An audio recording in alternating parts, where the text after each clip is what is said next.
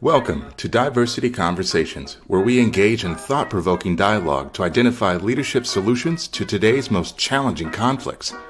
Streamed live each week, Saturday 9:30 a.m. to 11 a.m. Hosted by Diversity, Equity, and Inclusion Strategist and CEOs Eric Ellis and Tommy Lewis. Join us and add your voice to this engaging diversity conversation. Good morning, Greater Cincinnati, Northern Kentucky, the United States, and the world. My name is Eric Ellis, and I'm the president and CEO of Integrity Development Corporation. And I'm not being joined this morning by my good friend and brother, Tommy Lewis. Tommy is on location. He's with his son, at college, and will join us again next week. He tried to jump in. I said, look, man, you with your son, do what you got to do. We got this covered. And so, community, I'm going to be leaning on you today. I want you to join in to the conversations that I want to weigh in on. As we always do, I'll start by talking about my week. I had a wonderful week. I love what I do in business. I was preparing a lot of presentations this last week because I'm headed to Kansas on Monday, and I'll be giving 3 presentations in Kansas. I'll do a keynote address at a summit there on inclusion. I'll do a breakout session, and then I'll do a session for Blue Cross and Blue Shield as well, a training session. And so really looking forward to, because I'm ADHD and because I have a lifelong passion for learning, anytime I get prepared to do a presentation, I'm always doing additional research so I can learn additional things that I might be able to share with others. I've been doing that for all the years that I've been in business. And I love being a lifelong learner, especially in times like what we're living in today.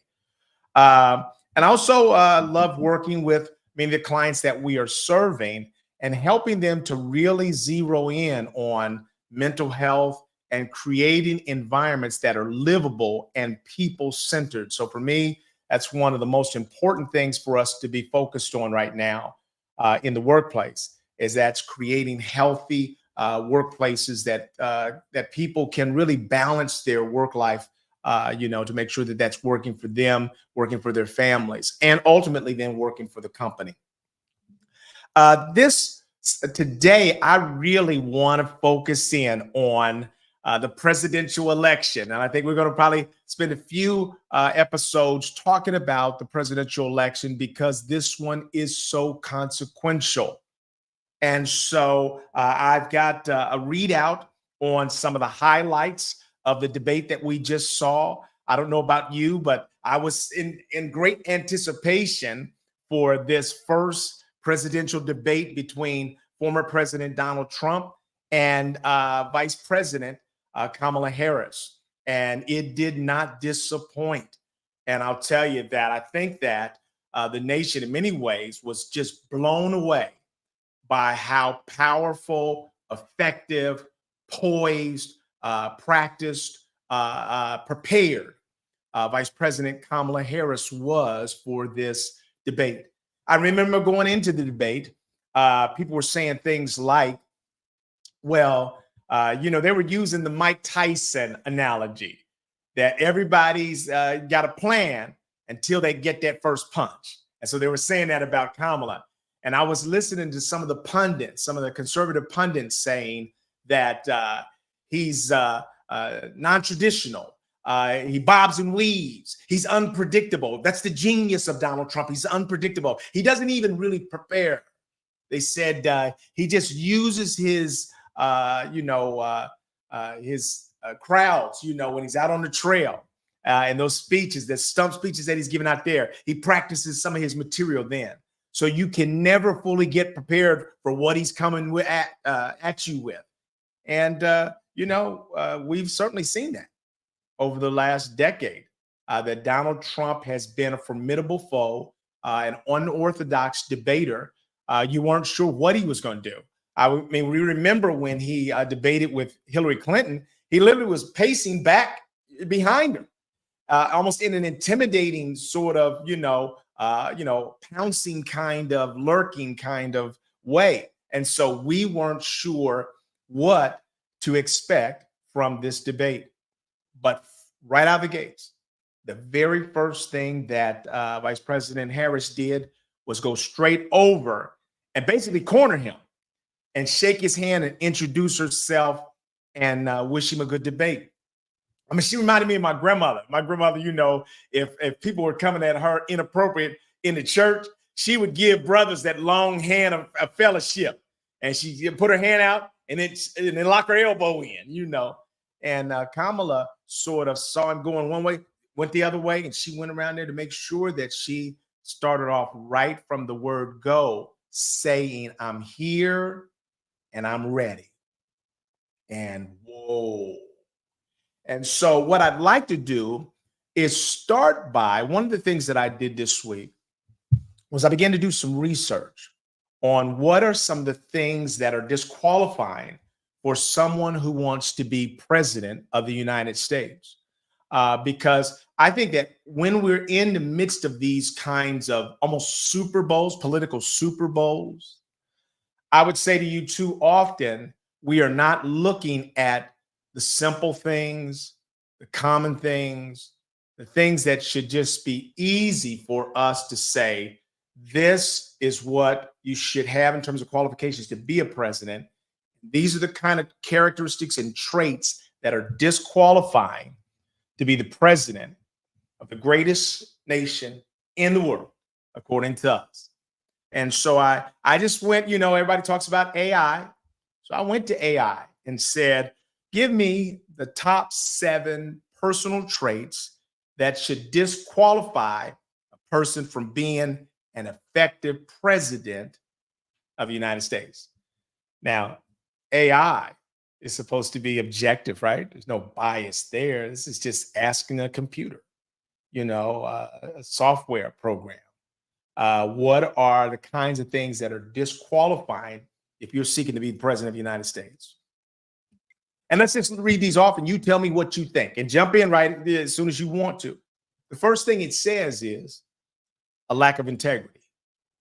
In other words, if you lack integrity, then that's disqualifying to be president of the United States of America.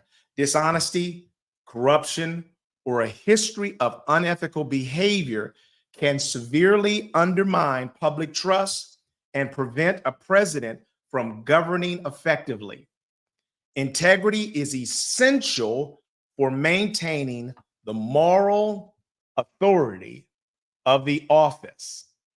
I'm so glad I have the microphone right now. I want you to look at that again. Okay, where you stand politically.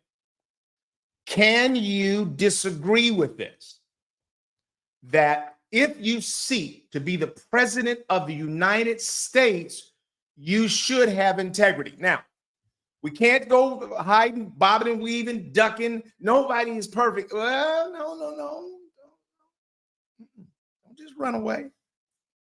If you are a person who is regularly known as dishonest, if you are corrupt, a history of unethical behavior, it can severely undermine public trust and prevent a president from governing effectively. Integrity is essential for maintaining the moral authority of the office. And so I'm going to say to you that if you are seeking to decide who you should be voting for president, consider integrity. If you say it doesn't matter, I'd say to you that that's a problem. Integrity matters in every industry, in every business, in every school. I mean, we are built on the foundations of integrity. Without integrity, we've got nothing. The second thing it says is that, and so as you look at Kamala Harris and you look at Donald Trump, you have to ask yourself, who has the higher level of integrity? Are either of them perfect? No. Have each of them said things that were not true at times? Yes. During this last debate, the fact checkers say that Donald Trump told 33 lies during the debate. He said Kamala told 1. 33-1. This is not a game. And so I'm hoping that we recognize that it is important for the future of this country that we have leaders who are built on a foundation of integrity. Number two, another trait that they say is disqualifying to be president of the United States is if you have authoritarian tendencies, a desire to undermine democratic institutions, suppress dissent, or consolidate power unilaterally is dangerous in a leader tasked with upholding the Constitution and the rule of law. I'm hoping that there are people that are watching this that believe you have your mind made up, and maybe you have thrown out authoritarian tendencies as not being a problem, a desire to undermine democratic institutions. We're seeing that. We're seeing that Donald Trump ran for president in 2020. He lost to Joe Biden. To this day, he has not accepted that defeat. He has actually forced the entire Republican Party to bend their view towards his warped perception of the election. In the United States, if you believe that you were wrong, if you believe that there was, election interference and unfair elections, you get to go to our court system and make your case. Donald Trump went to the courts 62 times and he lost in every case. And so you can no longer continue to suggest that you won. Every court in the land said that you lost. A desire to undermine democratic institutions. He's also saying that about every one of his court cases. If he has a judge that gives him a favorable ruling, that's a fair judge. If he gets a judge or a jury that finds him guilty, then it's the system that's broken. It's just undermining democratic institutions.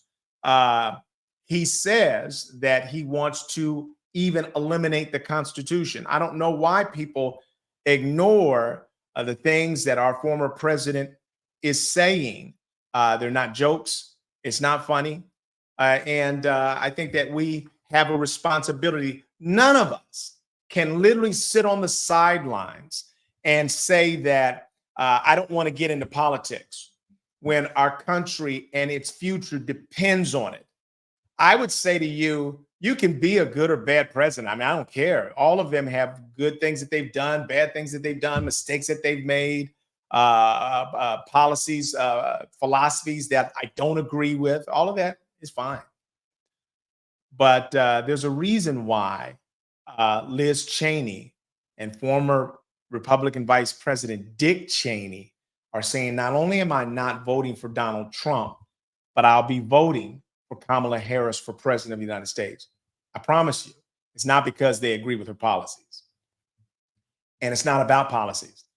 And I'd say do not allow yourself to hide behind this notion of policies that you agree with. Number three, they say a disqualifying trait for someone seeking the highest office in the land is an inability to handle criticism or accountability. I would say to you that that's disqualifying in any situation where relationships exist. So for me, with my wife, it makes me a less effective husband if I am unable to handle criticism and accountability. With my children, it makes me a worse father if I'm unable to handle criticism and hold myself accountable. So how in the world can you ever believe that you can be president of the United States if you don't want to hear people criticizing you or holding you accountable? Let's see what Lydia has said to us. Sometimes we don't really understand the consequences of an action. And that's very important for us to right now be aware of those consequences and take action according to the country world we want to experience. And so I agree with that it's an important time for us right now. If we look at the fourth point that they identified, that these are disqualifying traits if you're seeking to be president of the United States. Poor decision making under pressure. Woo! It's almost like chat just went and looked at everything Trump did and made it disqualifying characteristics and traits. Poor decision making under pressure.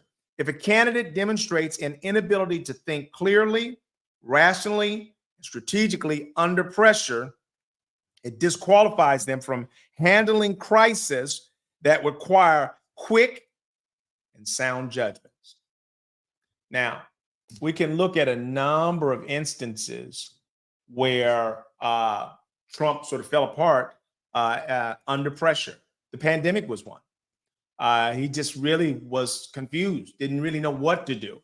Had Fauci out there every day, and then he would just try to say something every day, including when he told us to inject possibly bleach into our veins.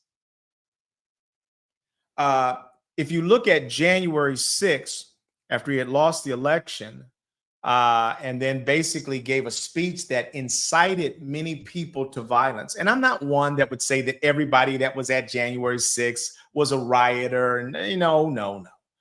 There were a lot of people there were there because they loved former President Trump.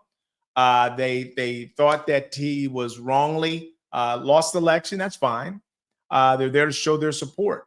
They're there because they're emotional. They're emotionally frustrated. That's fine. But once you decide to attack the Capitol building and really just break in, if you will, then that's wrong. And what we heard was that former President Trump sat around and watched TV and took no action on behalf of the American people to stop those who were seeking to stop the lawful transition of power. Poor decision making under pressure.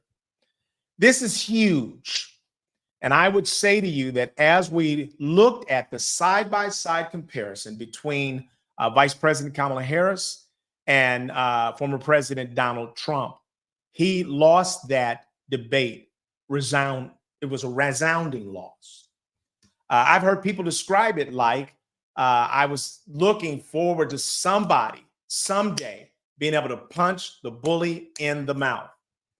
We've seen Donald Trump talk about Ted Cruz, his wife. We've seen him talk about Ned Bush. We've seen him just dispatch one person after another just through sort of childish elementary schoolyard name calling. And he would just dismantle the opponents. Kamala Harris was not one of those opponents. You remember when she said, Donald Trump has had a lot to say about me. She said this before the debate. She said, but what I'll say when you see me at the debate, say it to my face. Ooh. This is a night that Donald Trump wants no more part of Kamala Harris. That's why he's not looking to debate again. He knows he lost. He's saying everybody, I won. No. He knows he lost. And the thing is, let's look at what happened.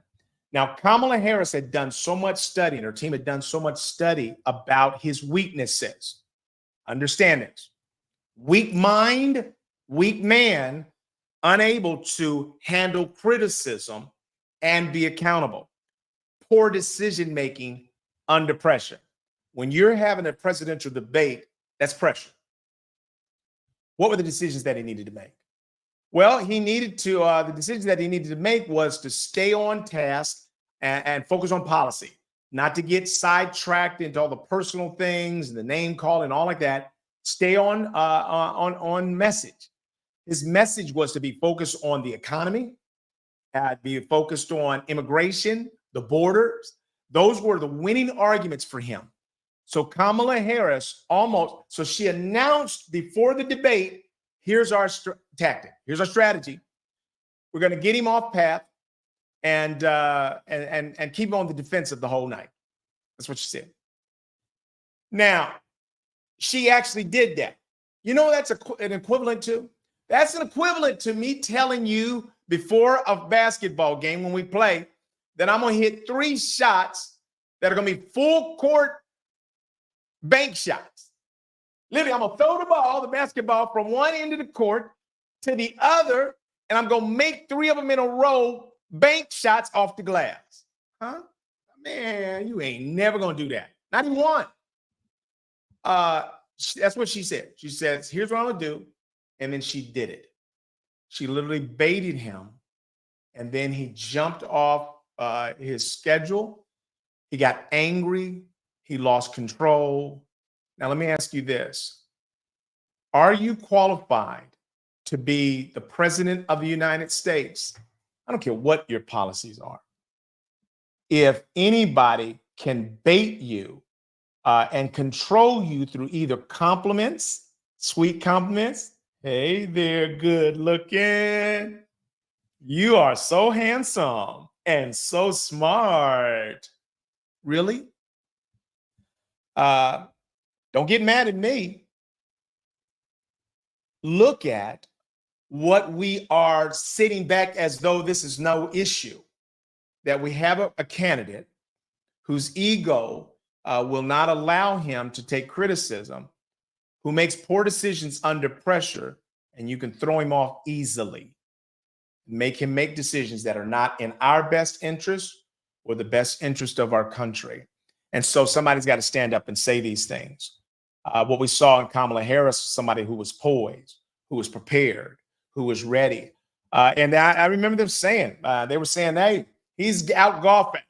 You know, he does a little debate prep, but he doesn't really need to do much.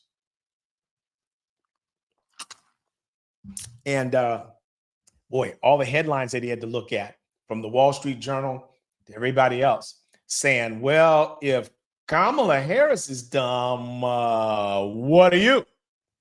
And so the fifth thing is narcissism. And so that's disqualifying. Chat, amen. Chat said that narcissism is disqualifying. It used to be kind of common sense.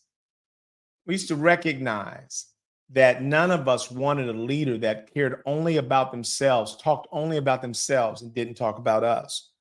Excessive self-centeredness or focus on personal gain over public service can lead to decisions driven by ego rather than the needs of the country. This can alienate others and create dysfunctional governance. Does it matter?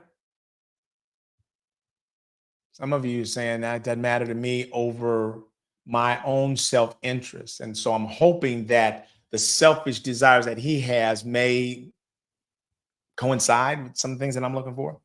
A lack of empathy. A president who cannot understand or care about the struggles of diverse groups of people will fail to unite the country or address the needs of all citizens, particularly those who are marginalized or vulnerable. Now, I was so, I want to restate this to let you know where I stand. I don't hate President Trump at all. I find him amusing at times, funny at times.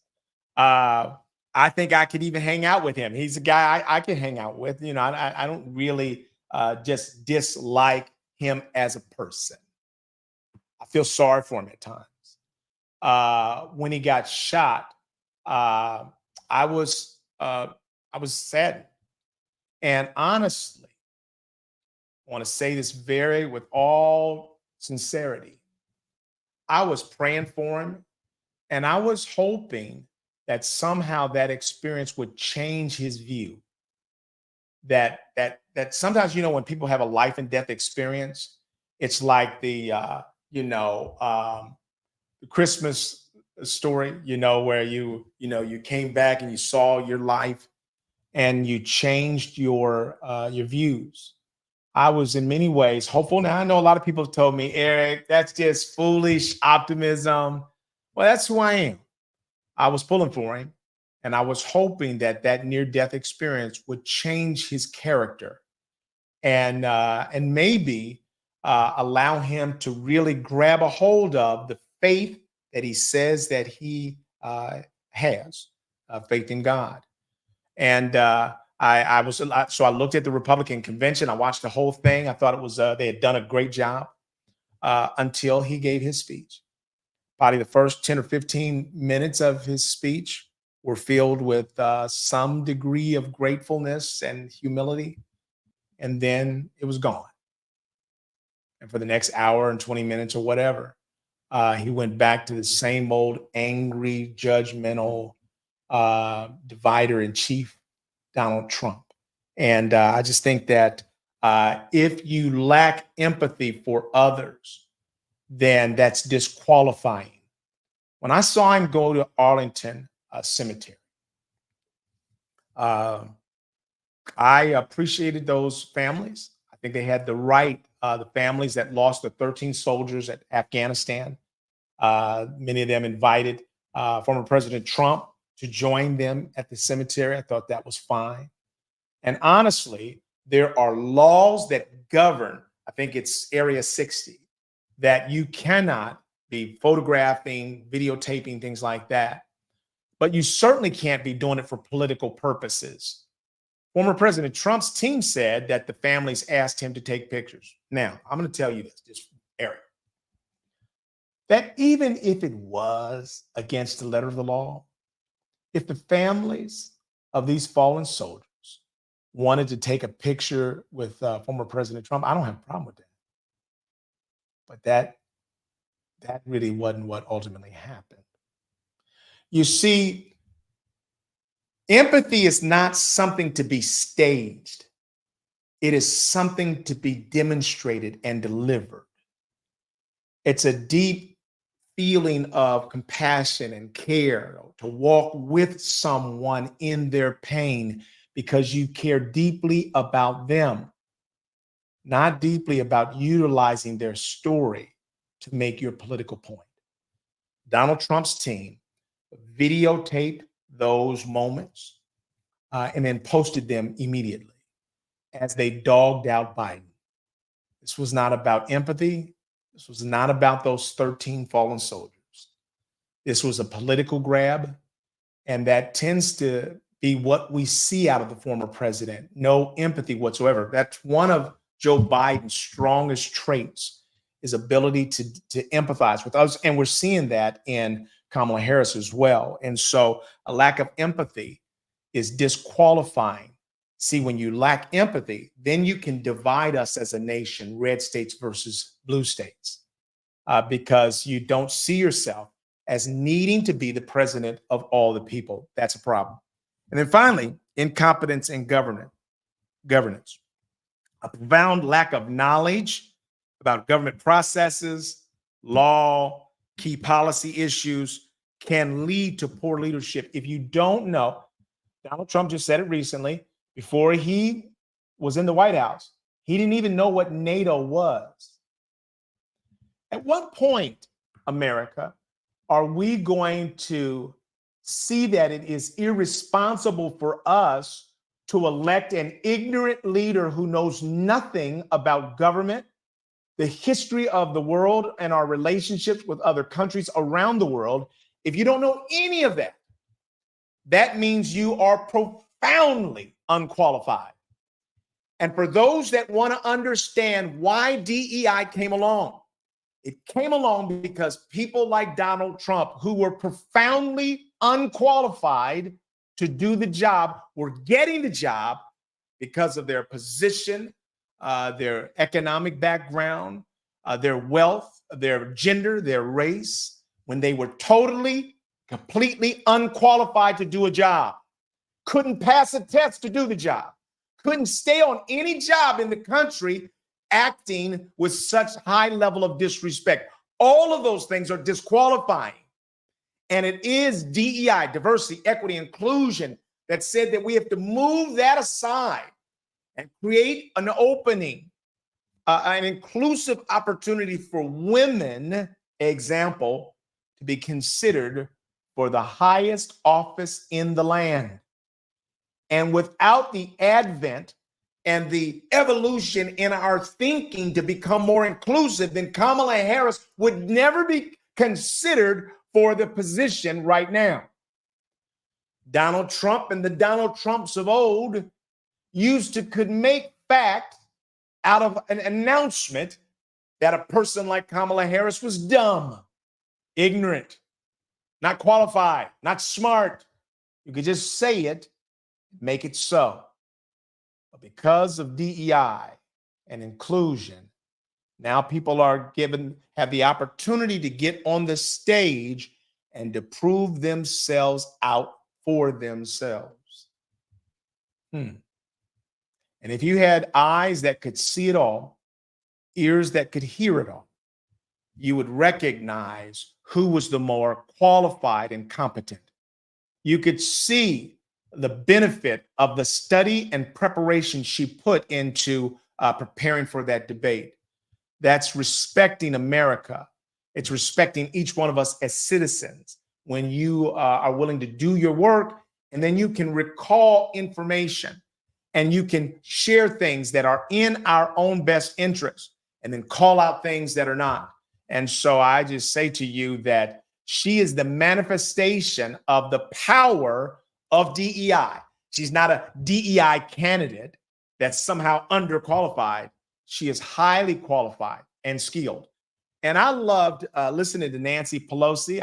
I had not historically been a fan of Nancy Pelosi's, but I've become one because I've watched her masterful leadership. And she came out right away after the debate, and they wanted to talk to her about all the buzz out in the media was, Kamala Harris set these traps, and and he just fell in every one of them. That's not where Nancy Pelosi started. Nancy Pelosi said, we can talk about that. She said, but I want to talk about the brilliance of Kamala Harris. I want to talk about the strategic mind that she has. I want to talk about her temperament and how presidential she is, and how she is one of the most qualified candidates for president that we've ever had in the history of this country. She went that direction. And I would say to you that that's what we need to do, is we need to allow people the benefit of the excellence that they are exhibiting in front of us. And so I just thought that a lot of times we can get sidetracked with all these other storylines and miss the horsepower and the sheer power and brilliance that Kamala Harris brought to the conversation. Let's continue. So what I want to do then is I've sort of taken a look at the debate and some of the high points of the debate, and I certainly encourage you to join right in if you have some things that you want to share. Let's see what. When someone is constantly invalidating someone else, it's because that someone doesn't feel powerful enough. It is pure insecurities that someone has and that they're displaying. I agree with that. And so I heard a commentator say this. This is true, but they said that oftentimes a narcissist is not able to even acknowledge someone is in the room who is saying some things against them. So they need to see themselves as the best in the world and the best economy ever and all those kind of things. And so many people were noticing that former President Trump could not even look at Kamala Harris. Kamala Harris was looking at the camera. She was looking at Donald Trump as well while she was sweeping that floor with him. And so that was interesting. But let's just go through a couple of things that were highlights. So Kamala Harris said, introducing herself, let's have a good debate. So she came right out the gates and went over and shook his hand. I know I was just nervously sitting there watching to see what this was going to be. Trump, while measured early on, grew more annoyed as the night went on. We saw that.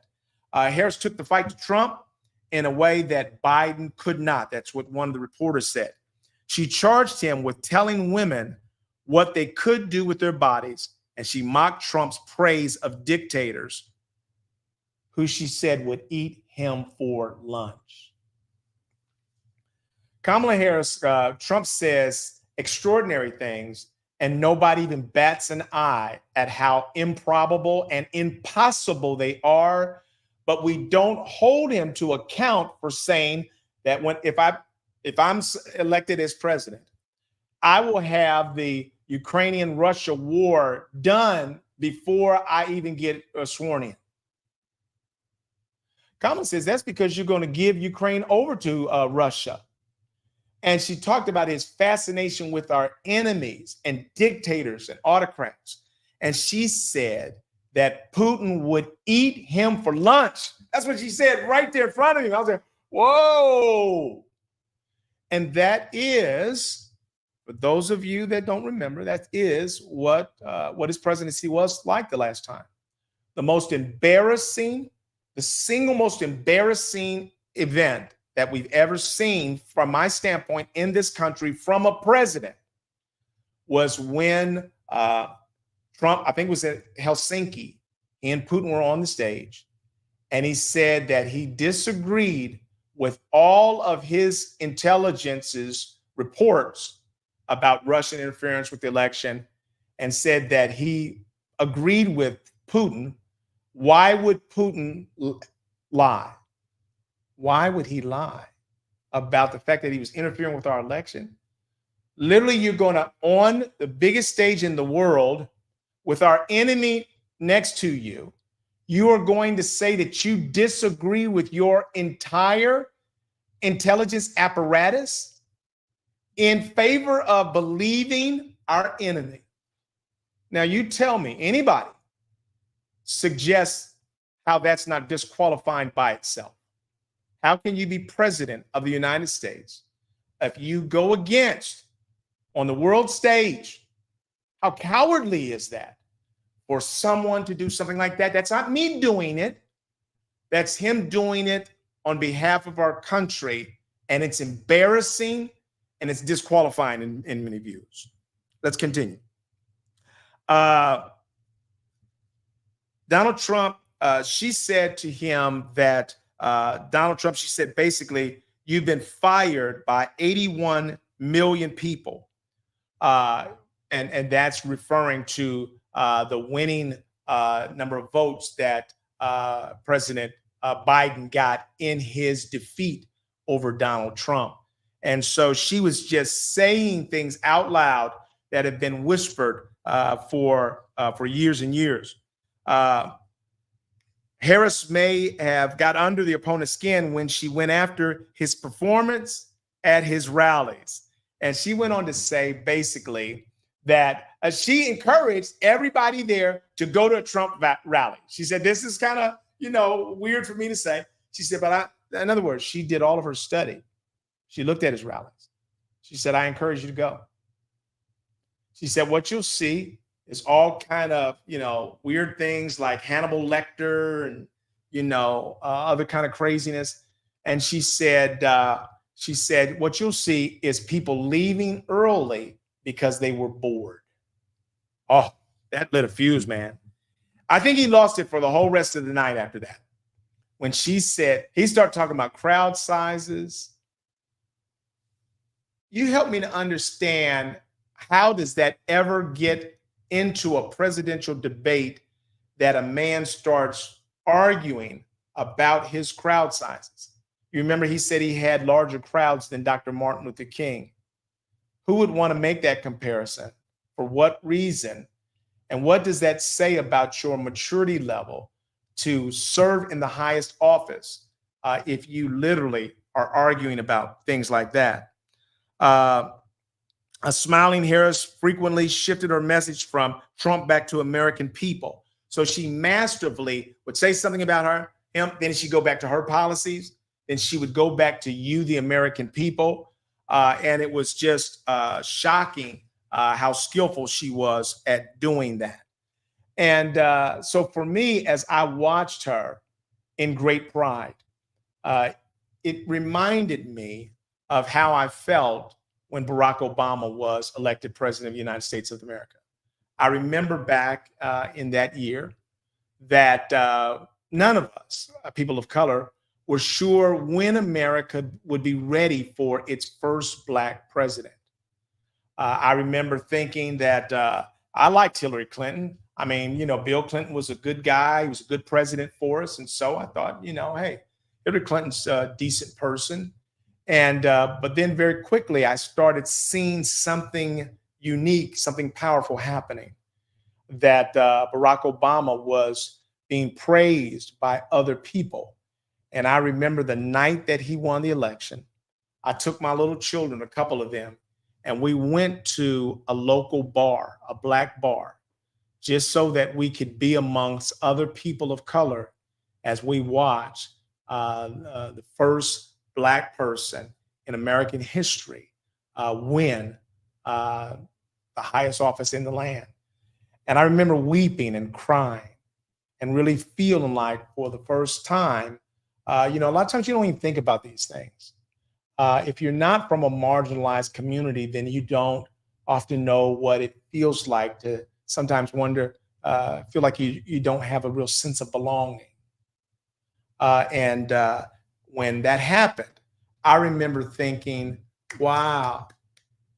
And a whole lot of white people believe that he was the most capable person to run our country as well. And it just allowed me to know that progress has been made in this country.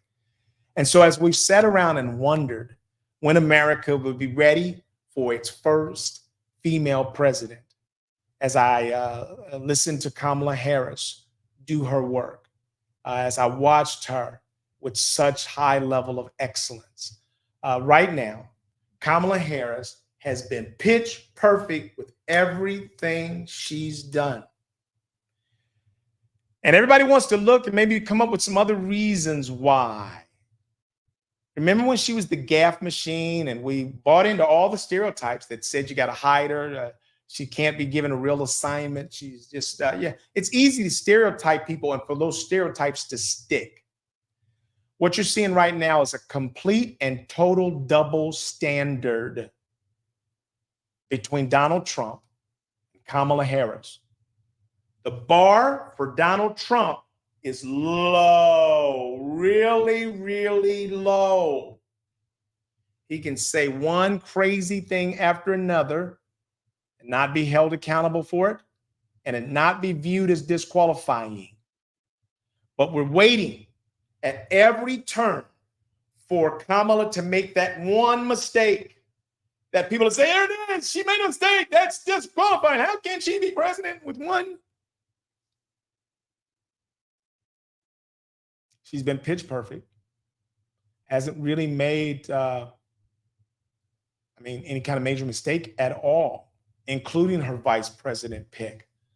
But as I watched her debate Donald Trump, and as I watched him be thrown off his game, I began to imagine Kamala Harris as the first woman president of the United States of America and the first woman of color. Now, to put it in perspective, no woman of color, no black woman has ever been a governor. And we might be on the verge of voting for our first black female, black and Asian female for president of the United States of America. I started thinking about my daughter and my sons because a woman president is not just a good thing for women. It's a great thing for all of us. I am so longing. I'll tell you the main reason why I'm longing for Kamala Harris to be president. Got nothing to do with policy. It has everything to do with temperament. And I just love it whenever I hear her voice say, I want to be president for all Americans, whether you voted for me or not, whether you support me or not. I love hearing her say that she's going to strongly consider Republicans for her cabinet. Man, I don't know about you. I'm just exhausted. I'm worn out. I'm just like, let's cut the argument. I mean, just look what President Trump has said about the Haitians in Springfield, Ohio, eating the pets. Can you believe that that made it to the presidential debate stage? He literally said that. But now what's happening? Well, now everybody's focused on Springfield. Several schools have gotten real bomb threats because of what Donald Trump has said about Haitians eating pets. And that reminded me that, I don't know about you, when Trump was in office, our hearts were constantly beating out of our chest. I remember saying when he was running against Biden the first time, I said, man, if Biden just got in office and just went to sleep for 4 years, I didn't know he was actually going to do it. But I said to myself, if he just sleep for 4 years, good. Because I'm tired of our emotional register being like a roller coaster. We're just done with that already. And what I believe is that there's just no way, citizens, community, that we can do 4 more years of that kind of infighting, making up stuff, dogging people out. Aren't you tired? I am. And so I'm just praying, believing that God will give us some rest and that we will find a way to come together across our disagreements. Let's continue. And so ABC moderator David Muir asked Trump point blank about his allegation last month that Harris was belatedly turned black. Oh my goodness. The power of the things that Trump says. I had a friend that said that they were talking to a Trump supporter, and she says, I just can't support Kamala Harris because she changes her race every other day. What? What? That's not even a thing. And literally, somebody said that's the reason why they can't vote for her, because she changes her race every other day, because former President Donald Trump said it. She turned black. Harris is black and South Asian and a graduate from Howard University. Trump tried to play down the matter. I don't care what she is. You make a big deal out of something I couldn't care less about. And then, you remember the last time when Dana Bash was interviewing Kamala Harris and Vice President Tim Walz, and she asked her about that statement that Trump made. She said, I got no comment. Next question. And so people thought that that's how she was going to be responding. No, not at the debate. At the debate, Harris rattled off a long list of Trump sort of racial controversies. His legal settlement for discrimination against prospective black tenants of his New York apartment buildings in the 1970s. His ad calling for the execution of 5 black and Latino teenagers. The Central Park 5. There was a Central Park jogger in the 1980s. These 5 black and Latino young men were exonerated by DNA, found to be innocent. And Trump took out a full-page ad saying that they should be executed. And he's never apologized or gone back on that to this day. She also talked about his false claims that former President Barack Obama was not born in the United States of America. And so she literally just dismantled him in no time flat with just lots of facts and things like that. And so that was another interesting moment. One of the most heated things that happened between them on the debate stage was their comments about abortion. And what Trump has said is that all of the parties, both Democrats, Republicans, everybody wanted to overturn Roe v. Wade. Everybody. That was false. That was a lie. He said, and he did what everybody was wanting to have done, to take it back to the states. That's what he said. Take abortion back to the states. I'm the one that was courageous enough, along with those 3 Supreme Court justices, to take it back to the states. And then Kamala certainly said Donald Trump, the government and Donald Trump certainly should not be telling a woman what to do with her body, Harris said. She painted a vivid picture of a woman facing medical complications, gut-wrenching decisions, and the need to travel out of state for an abortion. Wow. When she talked about a mother in the parking lot bleeding out and all the difficulties, here's what I would say. She says, you do not have to turn your back on your faith in order to say that the government and Donald Trump should not be in the hospital rooms making these medical sort of decisions that women have to make with their doctors. We're seeing a number of doctors not able to give women the health care treatment that they need in order to sometimes even save their own lives because of fear of being fined or locked up or losing their medical practice. And so that was a huge issue that Donald Trump now sees as a millstone around his neck, and he's caught between a rock and a hard place, trying to determine, how do I get out of this box? Because evangelicals are really still looking for him to be a huge supporter of, overturning abortion, and they want to bring a bill to his desk that, nationally bans abortion.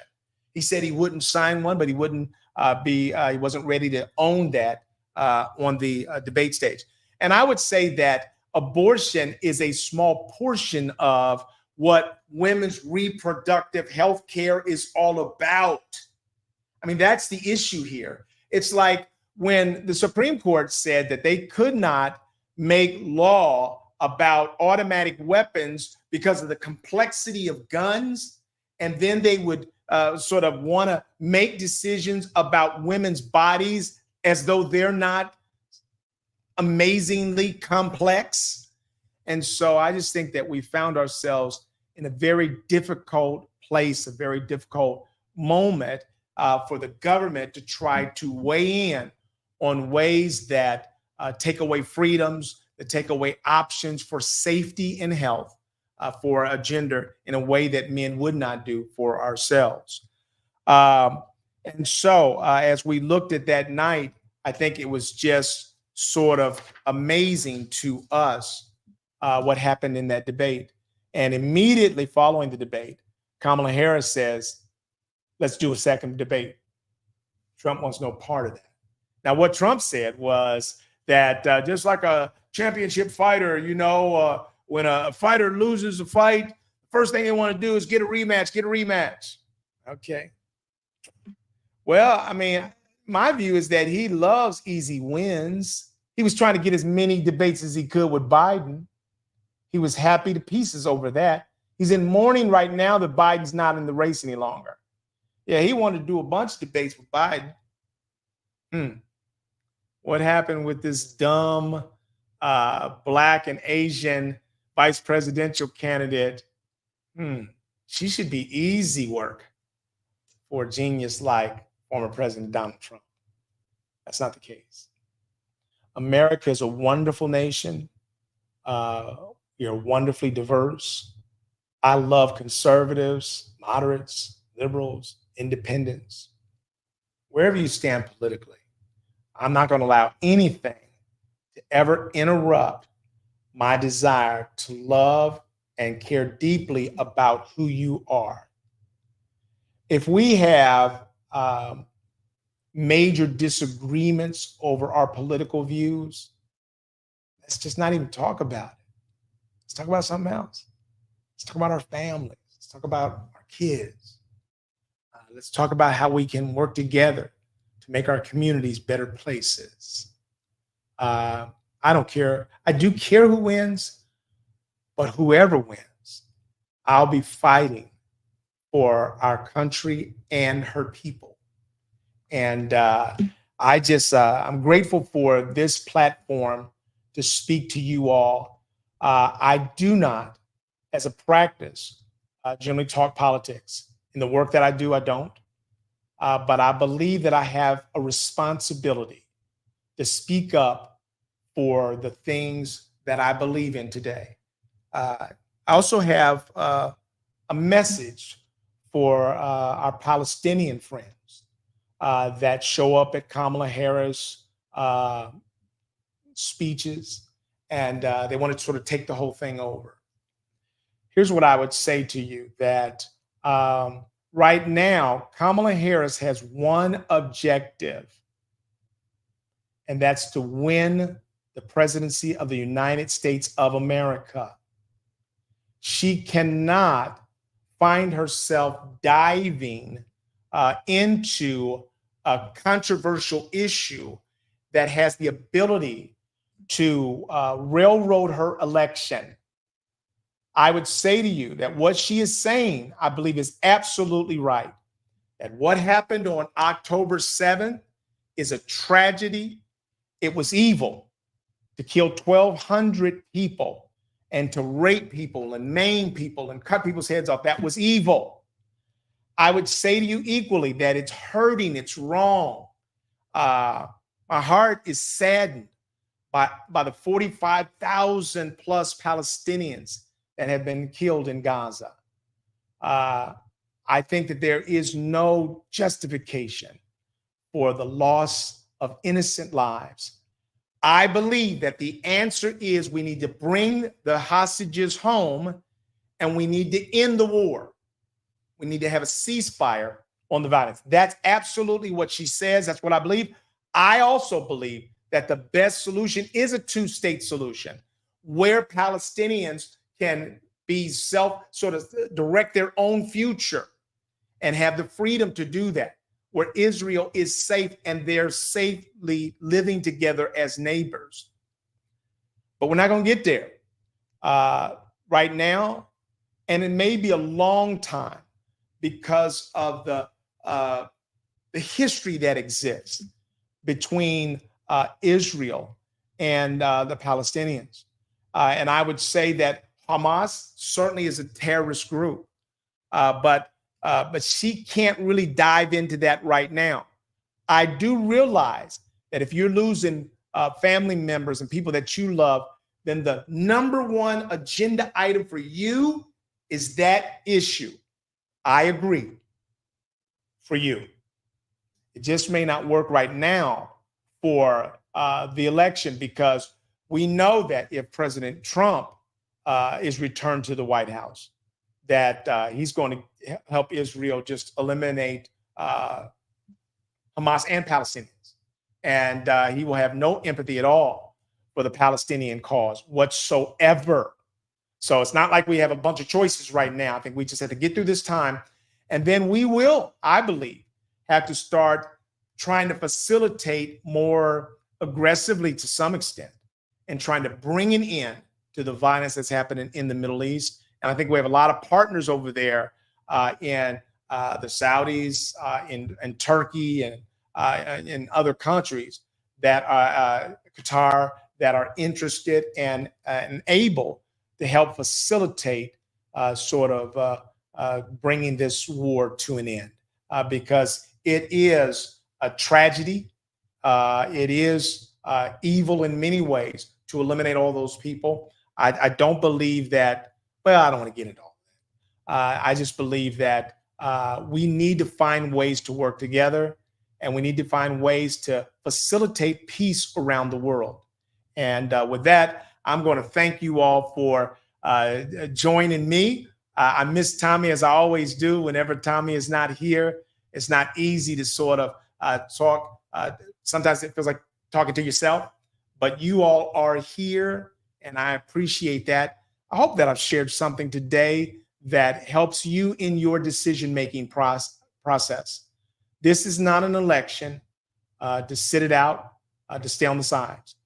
This is not an election, as the Pope has said, the lesser of two evils. I'm sorry, Pope. It is not. This is not even close. This is almost an election between right and wrong, unifier, hope, vision for the future, and a divider and returning to some of the negatives of the past. For me, I think the choice is clear, but my love, my commitment to all people, no matter who they vote for, is secure, and nothing will change that.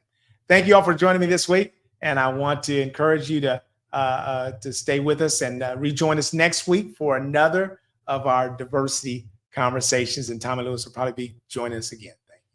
Bye now.